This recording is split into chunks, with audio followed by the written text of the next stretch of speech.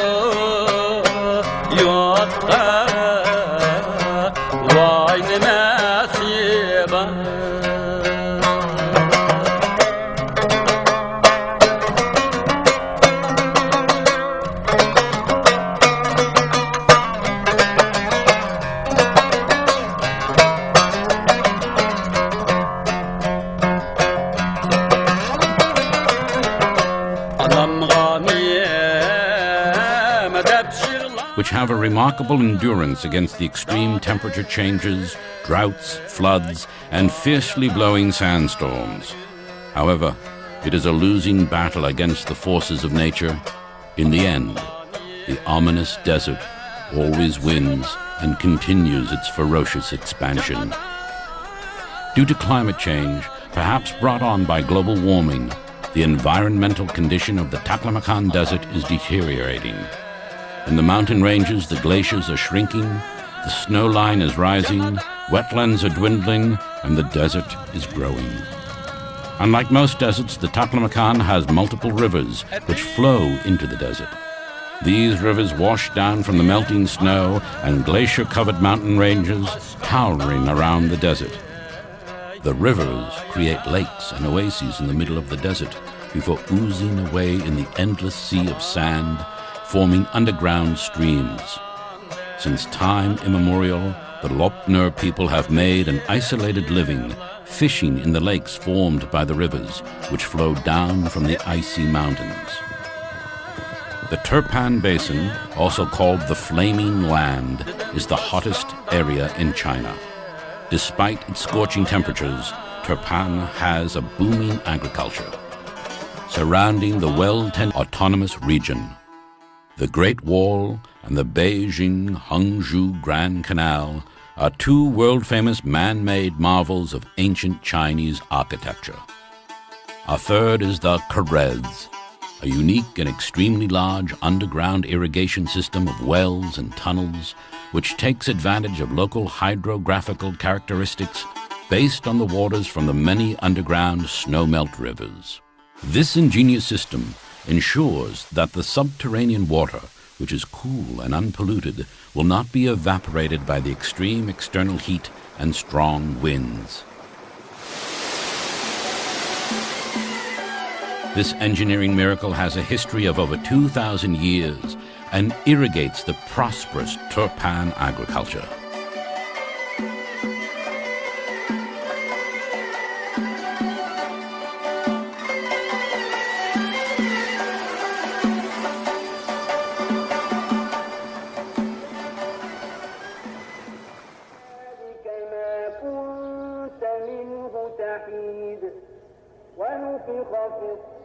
The muezzin's call for prayer echoes across the lush valley and the ancient city as the world-famous succulent seedless grapes of Turpan are picked and another bumper harvest is celebrated under the grape trellis with song and dance in the Uyghur tradition of the so-called meshlep. There are large and small meshleps. Typically, the large meshleps take place at weddings, major holidays, and receptions for important guests. Everyone dresses in splendid costumes and enjoys the grand event.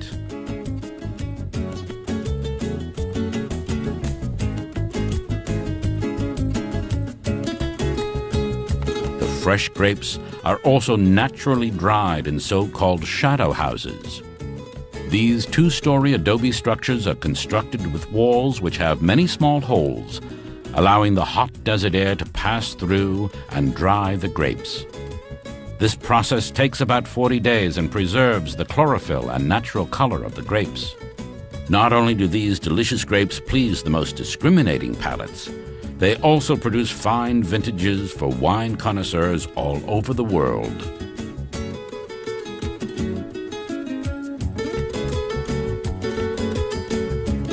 These organic raisins are a true delicacy.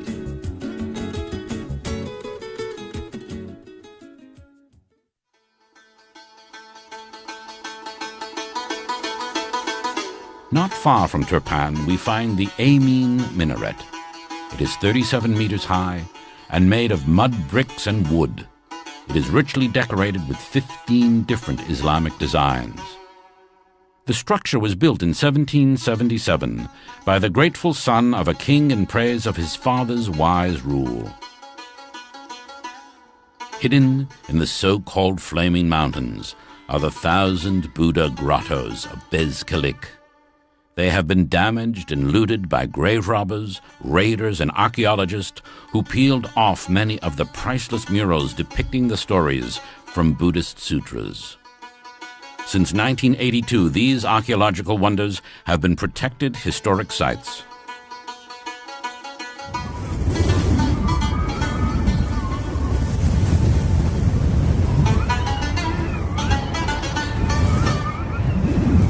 As the fierce winds continue to blow across the barren desert, we follow the caravan past ruined beacon towers. These solitary smoke signal towers are a legacy of ancient Chinese defenses, which extended beyond the Great Wall. The imperial smoke signals were an early warning system, alerting the various Chinese military garrisons of advancing marauding enemy hordes which raided the western region for centuries.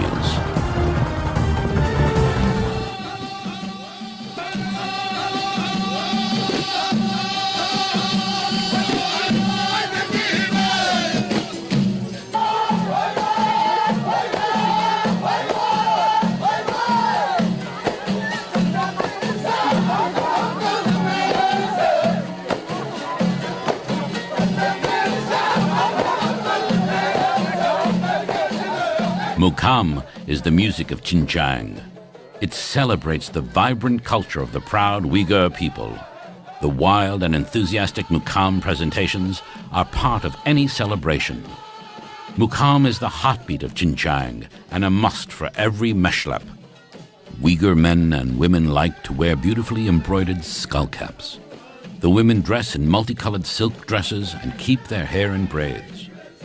Traditionally, when Uyghurs greet each other, they do not shake hands but place their right hand on the left side of their chest, bow and say, "I wish you a good fortune." To show special respect in front of distinguished guests or elders, both arms are crossed in front of the chest. Women have their own etiquette. They embrace and touch each other's right cheek and say, "Good fortune."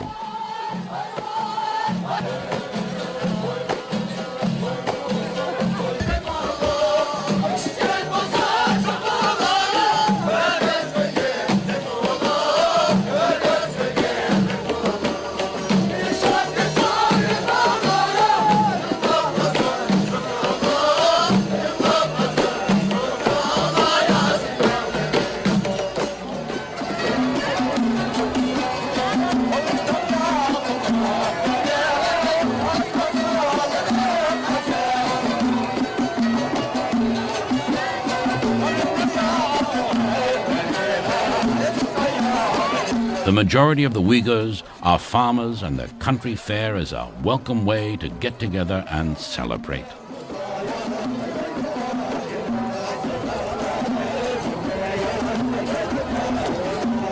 At country fairs, mukam stimulates the combatants and energizes the crowds.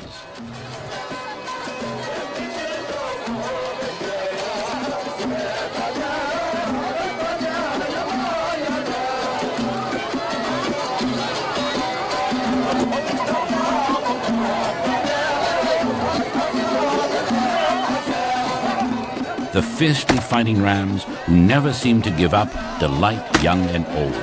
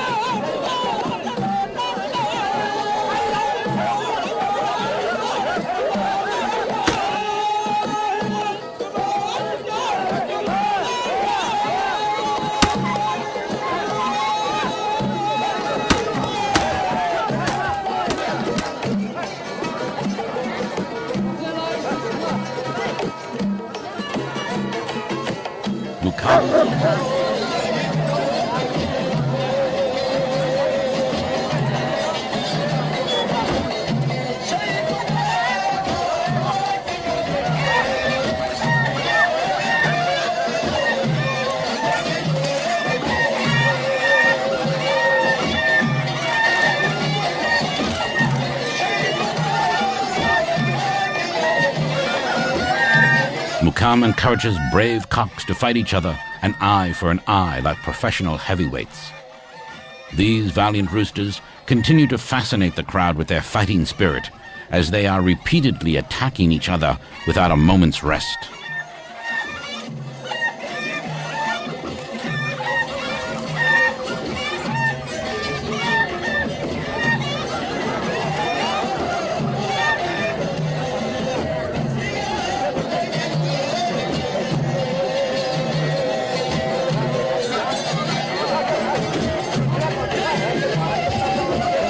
Last but not least, Mukam applauds these wrestlers who are skillfully struggling to throw their opponents to the ground. These good-natured games have a long tradition and are the main attractions of the many country fairs in Xinjiang.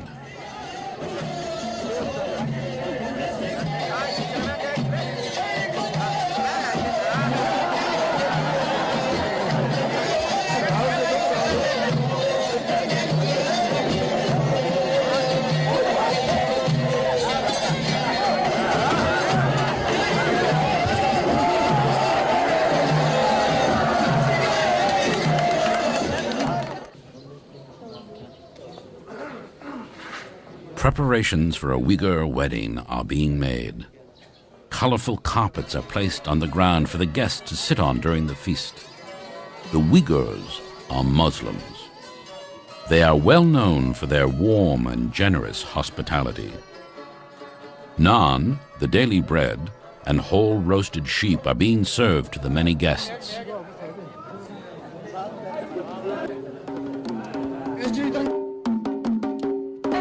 The bride is veiled for the wedding ceremony. As tradition demands, the women sit separately from the men.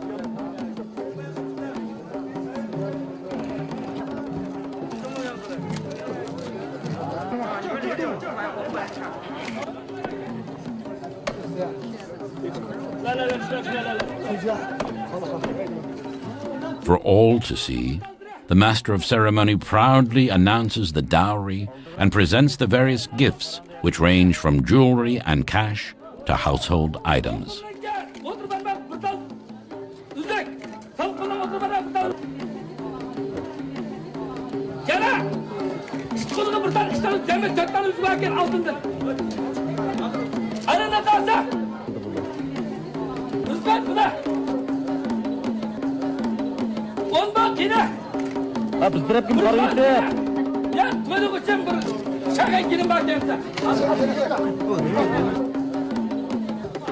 As the drumbeat intensifies, the bride at last is led in front of the imam who performs the wedding rites.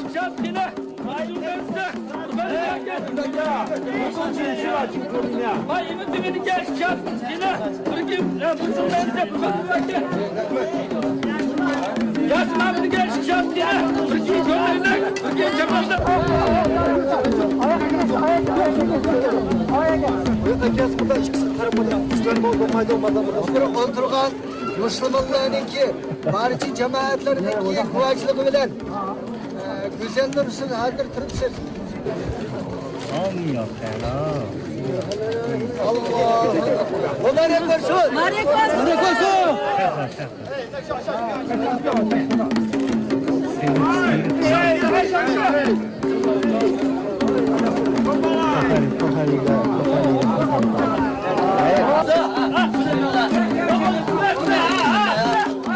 After the ceremony, the newlyweds leave the party. Their happy relatives carry the heavy dowry trunk. The party goes on, bursting with the joy of life.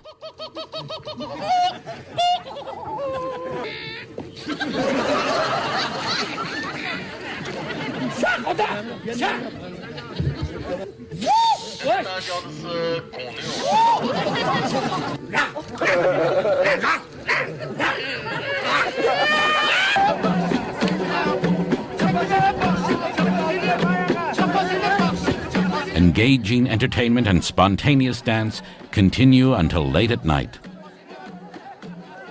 These wonderful, fresh and natural expressions of life make any celebration in Xinjiang an unforgettable, down-to-earth experience. This is humanity in its most appealing form.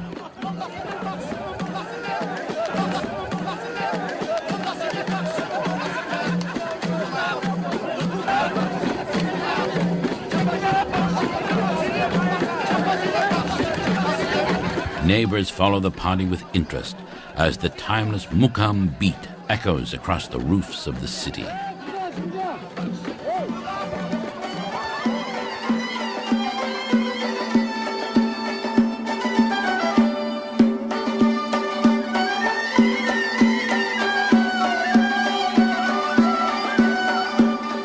Kashgar, once known as the Pearl of the Silk Road, still is an important commercial center. Its bazaar and cattle market are famous all over Central Asia.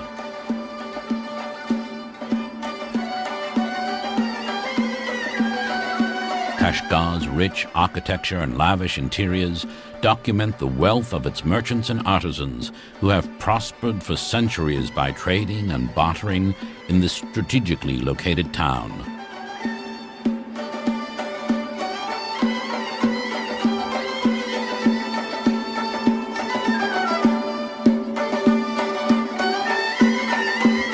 These fine skull caps are hand-embroidered masterpieces.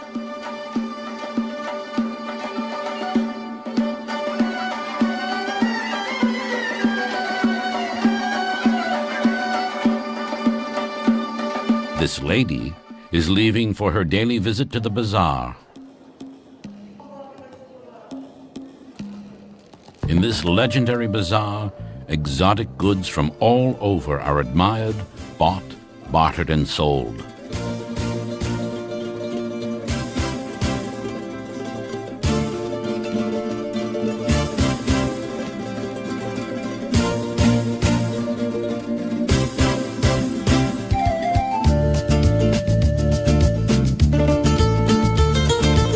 The hat maker expertly demonstrates his skill at the time-honored tradition handed down from generation to generation.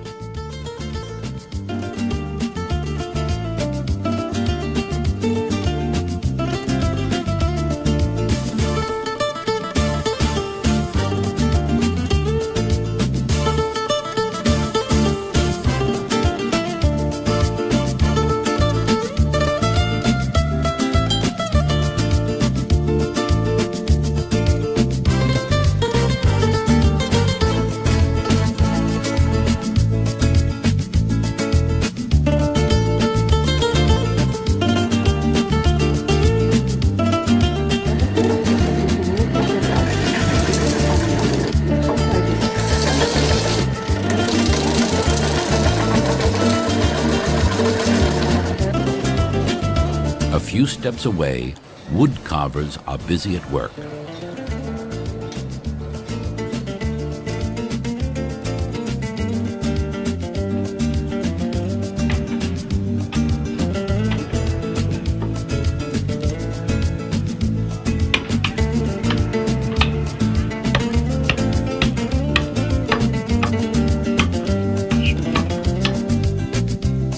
While next door, fine musical instruments are handcrafted with intricate designs.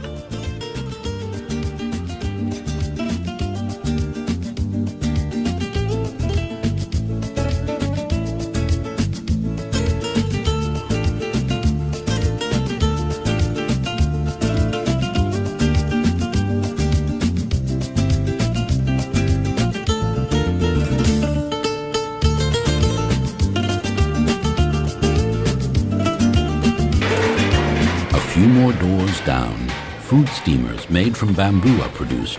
Food steamed in them is free from excessive moisture, which makes it more appealing to the palate.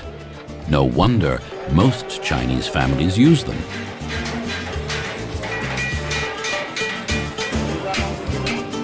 Here we find metal workers turning out precious copper and brass wares.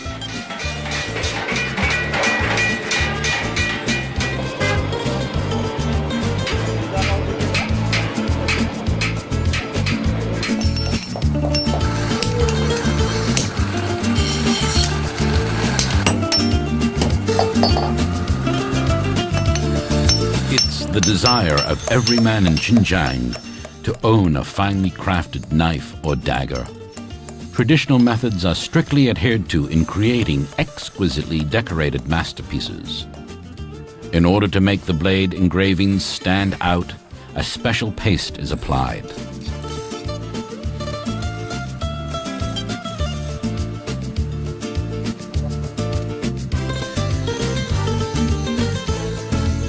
After being reheated, the engravings clearly show on the razor-sharp blades.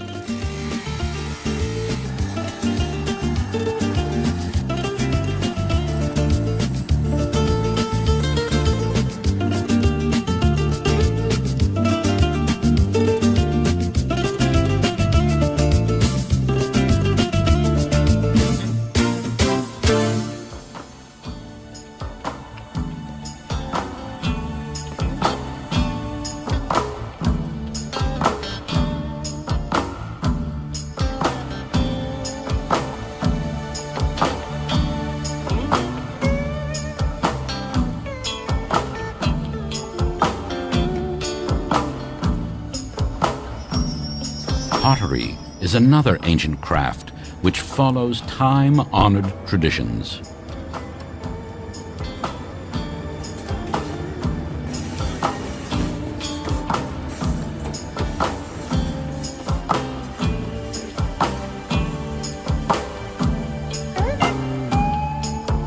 The earliest pottery found in Xinjiang dates back over 3,000 years.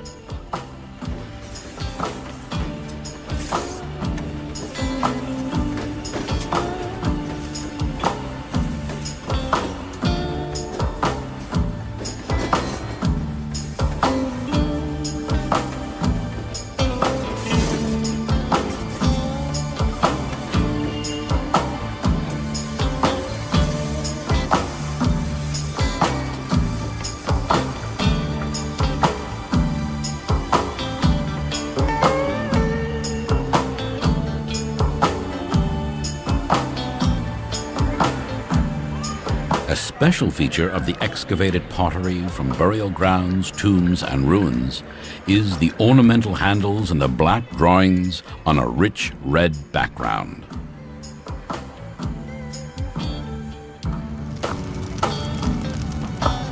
Each of these artisans tries to differentiate his craft by creating a personal style and design.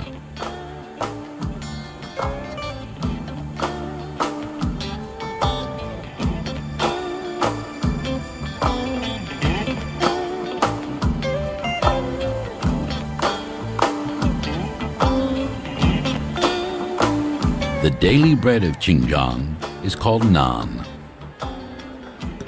It is baked in these special handmade clay ovens.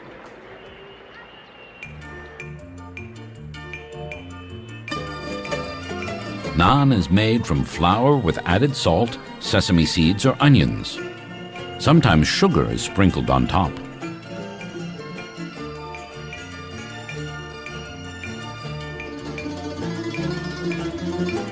Naan comes in a variety of flavors and shapes and is enjoyed by everyone.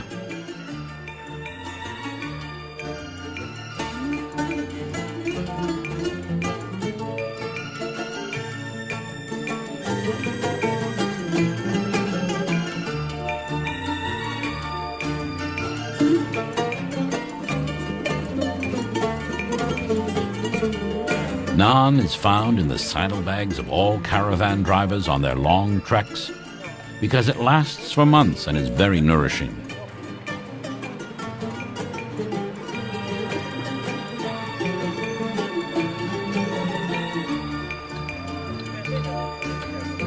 In small country bakeries or on city streets, the naan bakers are constantly at work to please their steady flow of customers. The famous grapes of Turpan, the honeydew and watermelons of Hami, the delicious pomegranates, succulent apricots, apples, peaches, fragrant pears, thin-shelled walnuts and almonds of Xinjiang can be found in season in abundance at any market and are cherished all over China.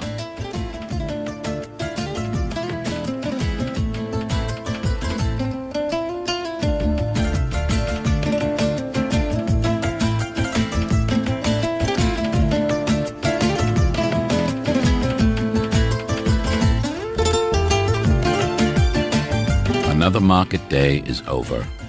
The farmers head home past the famous Idka Mosque of Kashgar, the biggest of Xinjiang's many mosques.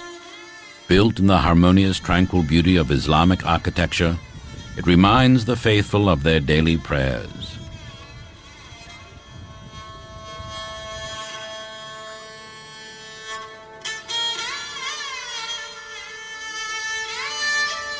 The nearby Apakoya Mausoleum, surrounded by lavish, exquisitely tended rose gardens, was built as a burial shrine and houses richly decorated stone coffins.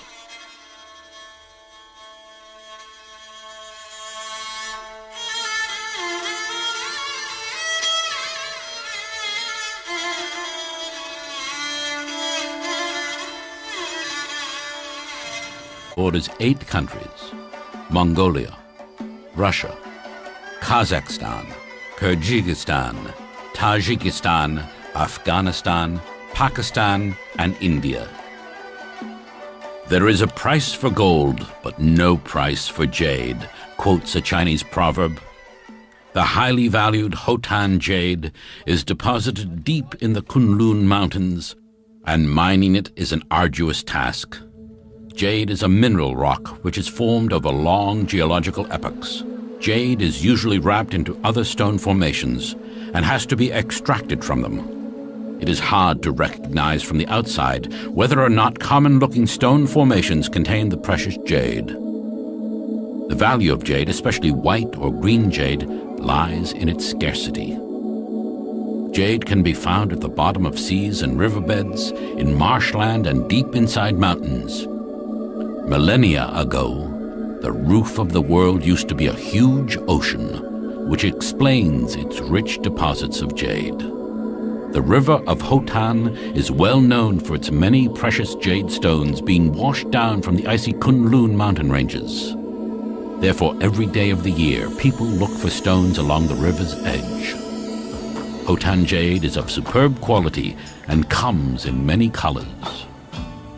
The famous Hotan jade market attracts buyers and speculators from all over Asia. Deals for top-of-the-line jade stones are made secretly, while lesser jade is openly displayed and traded. The ancient Chinese believed that a dead body clothed in jade pieces sewn together with gold thread would never rot. This belief proved to be wrong, as such corpses clad in jade excavated by archaeologists were all rotten. Only a pile of teeth and bones are left, but the jade clothing itself made of hundreds of jade pieces, and the gold thread remained perfectly intact. However, this has not diminished the deep-rooted Chinese affection for jade. Personal ornaments, ceremonial vessels, and delicately carved jade figurines have been favored gifts for thousands of years. Jade bracelets are handed down as good luck charms and heirlooms from generation to generation. Jade stone gambling has a long history. Legend has it that about 2,000 years ago, a man named Bian He insisted that a common-looking stone he had found in the mountains contained jade. He presented the stone to his ruler. The king did not believe him, called him a cheat, and had his feet cut off. Another ruler was wise enough to order a craftsman to carefully open the stone, and priceless white jade was revealed. This tale has gone down in history as one of the first cases of jade gambling. China's jade business started with the white jade from Hotan and Xinjiang, but betting on green jade is more popular nowadays. At special events, stones are auctioned off. Speculators must buy the stone as is and as soon as the price is accepted by the seller. It is very hard for speculators to guess the content of the common stones simply by looking at the color of the stone's surface and its shape. Buyers seldom have their acquired stones cut in public to avoid losing face and being ridiculed if the stone they bought does not contain any jade. Many speculators pursue their dream of becoming rich overnight by losing everything. This is a very risky gamble. It greatly differs from other speculative investments. Speculators must be fearless risk-takers and have an intimate knowledge of the jade culture. Men with sharp eyes, able to spot the precious jade hidden inside a common-looking stone without the help of technology, are admired and respected experts who make a lot of money. Hotan lanolin jade is especially valued for its smooth shine, fine texture, and its pleasant white color. It is translucent, sometimes even transparent.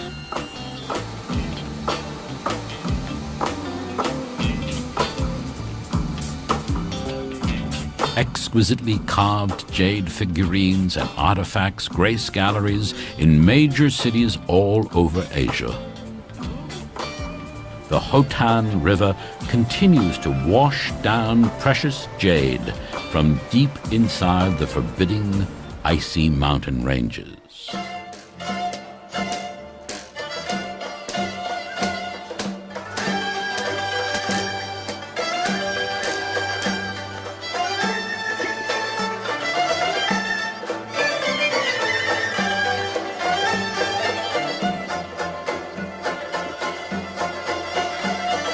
The oasis of Hotan is also known for its carpets. Almost every family in Hotan knows the art of making simple felt carpets. The technique has been handed down from generation to generation. Felt carpets are made by hand using indigenous wool, which is elastic, glossy, and feels soft and fluffy. The wool's natural content of fat mixed with water acts as glue, which holds the felt carpet together after it has been given a special pressure treatment.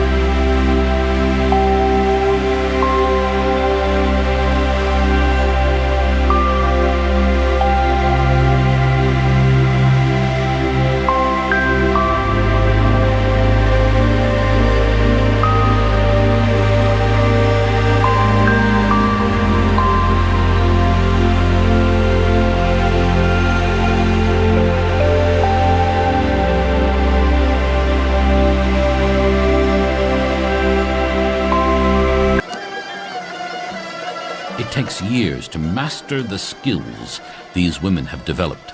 Most likely, they learned the craft from their mothers, who had been taught by their mothers.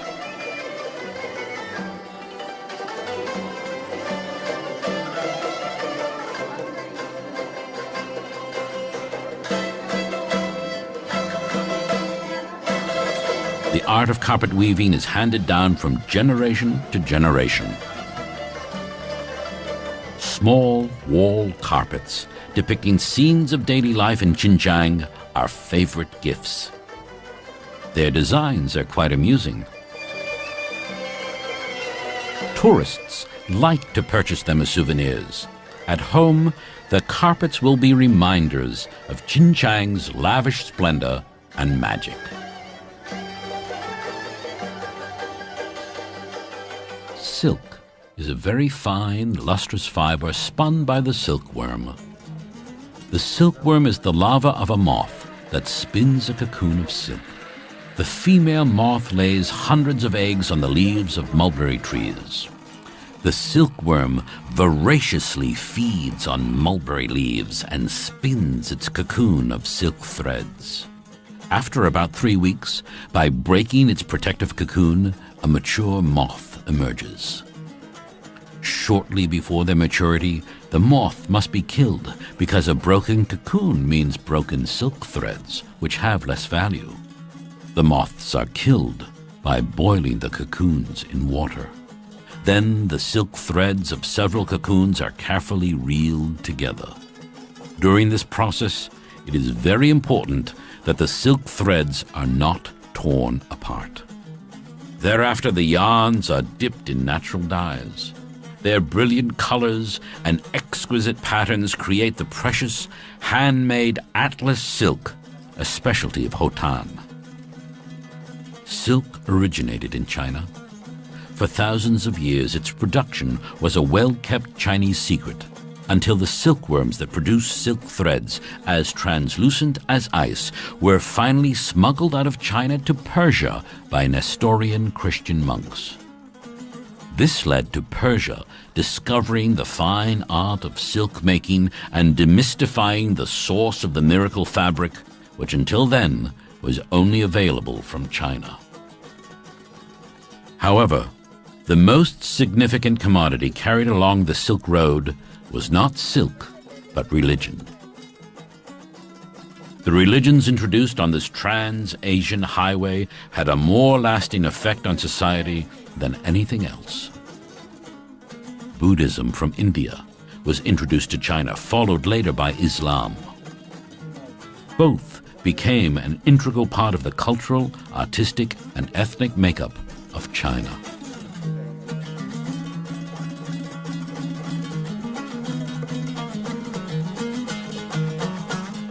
These small traditional caps are attached to the headscarves of the women and proudly worn on their daily visits to the bazaar.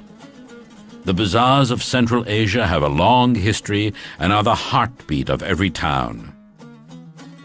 Mysterious market towns, now buried by the sands of time, thrived along the Silk Road as way stations for exhausted travelers. In the bazaars, goods were bartered, ideas and gossip exchanged, technologies discovered, and as many as 20 languages were spoken, which are now echoes of the past.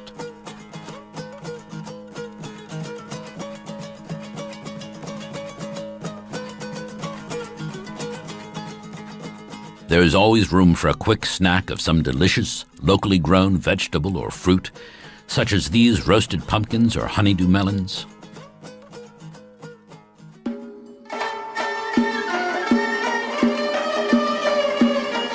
Time-honored traditions of craftsmanship are still followed by the many artisans.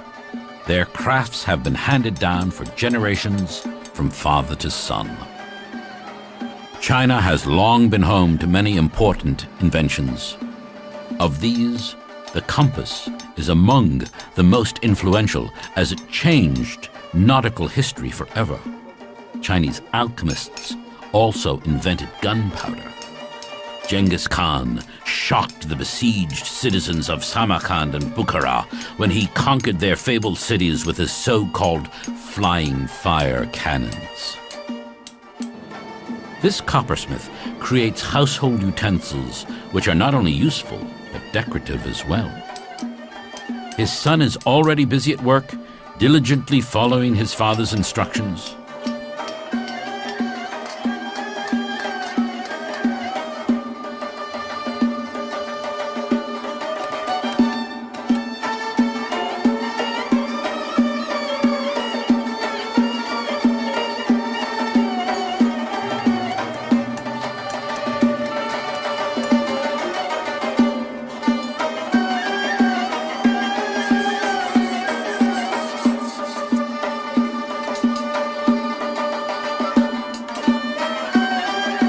These tea kettles have been handcrafted since time immemorial and grace many homes in Xinjiang.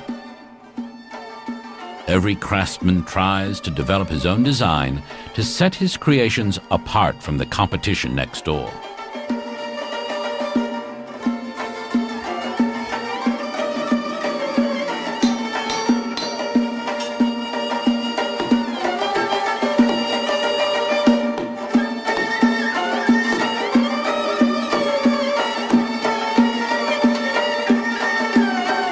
Wood carvers making bowls for daily use from solid pieces of wood.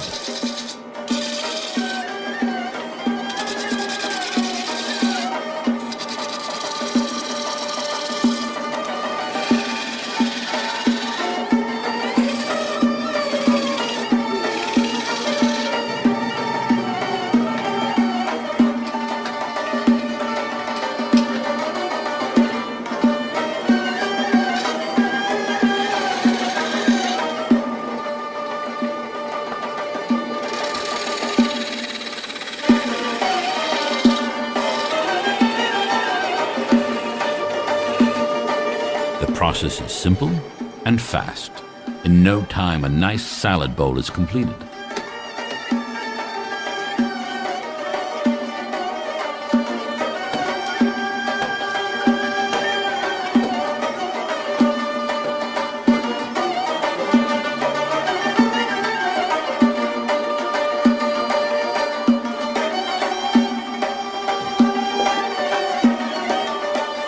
Sesame oil is applied to make the wood shiny, and the bowl is ready to be sold.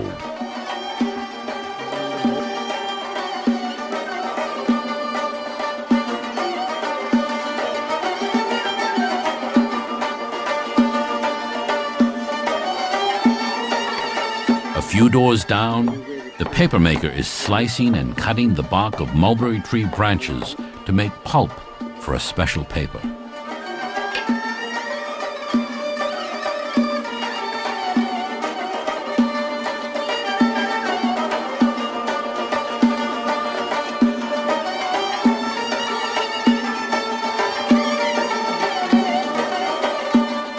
Paper making and paper money were invented in China, as well as typography.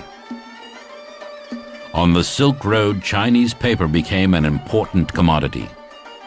Until the end of the 18th century, paper was made by hand in Europe, following traditional Chinese techniques. The handmade paper's texture is treasured by calligraphy artists.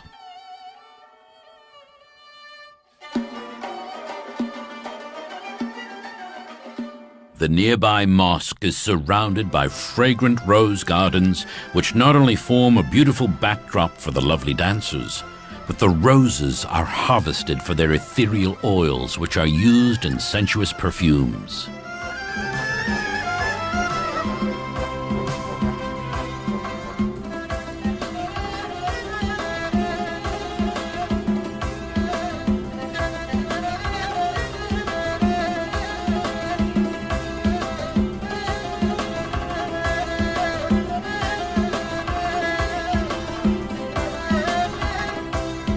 Xinjiang produces the finest cotton in China and has a booming textile industry.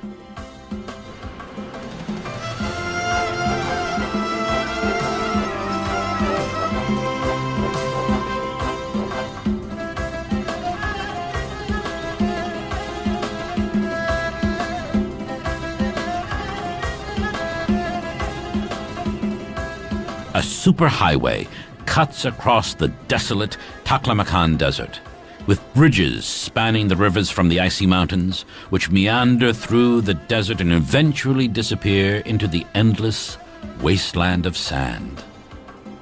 A protective belt of desert-resistant trees and shrubs has been planted. The trees and shrubs are constantly irrigated, but the ferocious desert can only be temporarily stopped in its eternal quest to devour any man-made obstruction.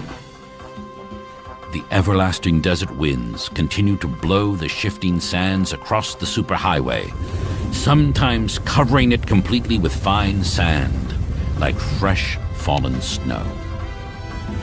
It seems that only camels miraculously survive in this harsh environment. The vicious Taklamakan Desert has taken its toll on mankind, but now gives back. After years of failed exploration, the desert has finally yielded its well-kept secret and revealed huge deposits of oil and gas. Formerly known as the Sea of Death, the Taklamakan Desert is now referred to as the Sea of Hope. For energy-hungry China, the black gold of the Taklamakan is a blessing. Xinjiang is now an important provider of much-needed energy, with pipelines connecting it to the highly industrialized east of China. Besides oil and gas, the desert has also rich deposits of copper, gold, iron, tungsten, chromium, manganese, saltpeter, and gypsum, which are mined with modern techniques. Huge wild camel herds continue to roam the desert and gather around their watering holes.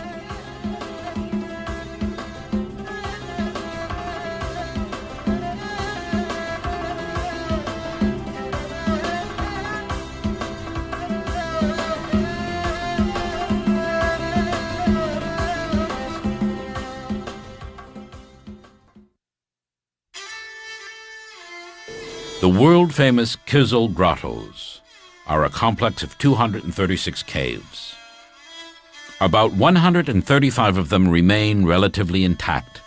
The rest have been vandalized by grave robbers, plundered by marauding armies and greedy archaeologists who peeled the priceless murals off the walls. In the 3rd century AD, these grottos were tunneled by monks deep into the rock of the mountains. The exquisite murals depict stories from Buddhist sutras. Interestingly enough, the vivid dance scenes of the murals present the same choreography as is still performed today in Xinjiang's. These silent witnesses to never-ending savage battles are dotting the now peaceful grassland. Nobody knows who carved the stones, put them there, or what they mean.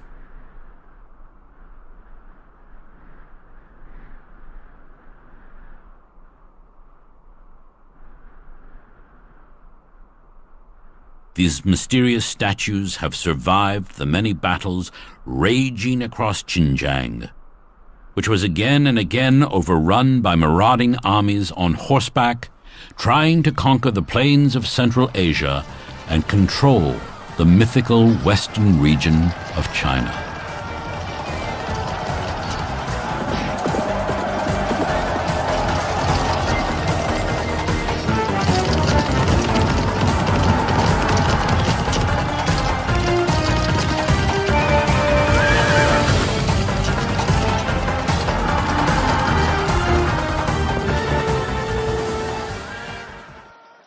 Now, terrifying battle cries are just echoes of a distant past.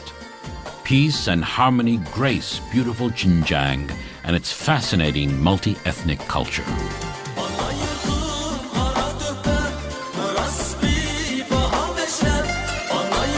Urumqi is the capital of Xinjiang. It was once an important courier station on the Silk Road.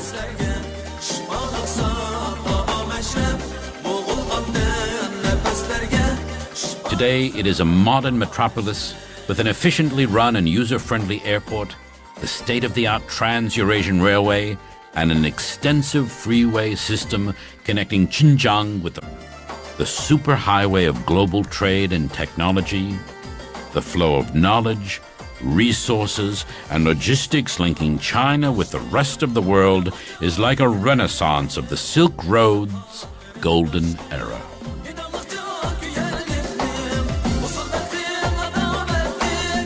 The Middle Kingdom was once the cradle of civilization.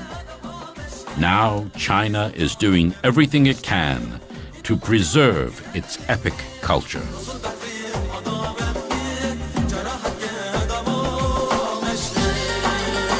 It remains to be seen if the remnants of China's rich cultural heritage and time-honored traditions will survive the onslaught of the 21st century.